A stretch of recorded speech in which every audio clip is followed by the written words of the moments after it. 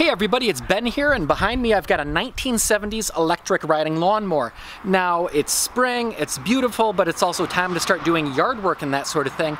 And recently I got hurt, I broke both my arm and my knee, and what's really remarkable about this old lawn tractor is it's actually handicapped accessible and just about the perfect thing for me right now. So let's take a look at it close up.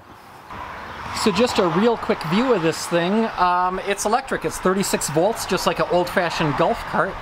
Up in front, this is the mower deck. It's actually 3 motors, each with its own blade on it. And then the electric motor is in the back.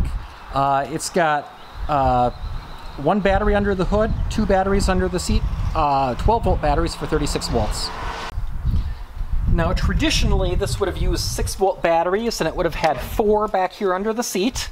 In this case I'm just using some old 12-volt batteries, and if you recognize these were actually batteries I originally used in my Geo Metro. That was 10 years ago now, so sometimes you hear, oh, batteries, you got to replace them so often. Those batteries were used when I bought them in 2008 and they still work just fine for this application. So now if we look at the control panel on here, the first thing we have right here is our main power disconnect. And then up on the control panels, it's all just simple buttons and switches. We have a lift to raise and lower the mower deck. We have a switch to turn on and off the PTO, which in this case is activating the mower blades. We've got some instrumentation showing our charge level and how much power we're using. We've got a main on-off switch, and what's most interesting out of all of this is this lever here is actually our speed control. So with just one hand, I can control the speed of the tractor, and I don't have to do it with my foot. So although I'm kind of limited in what I can do right now, I can actually drive this electric tractor just fine, and I don't have to use my legs to do it.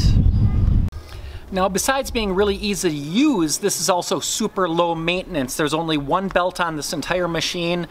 There's no gasoline. I'm not even sure if I could pour gasoline out of a jerry can right now or not.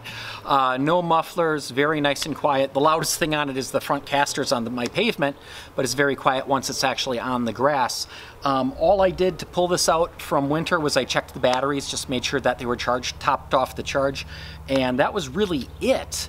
The other thing to keep in mind is, of course, an electric vehicle is going to pollute so much less than a gasoline one, and it's even more true of something like lawn and garden equipment or even boats. And the reason why is we just don't have catalytic converters and this other type of equipment that's designed to make things run more clean that we do on like your typical automobiles.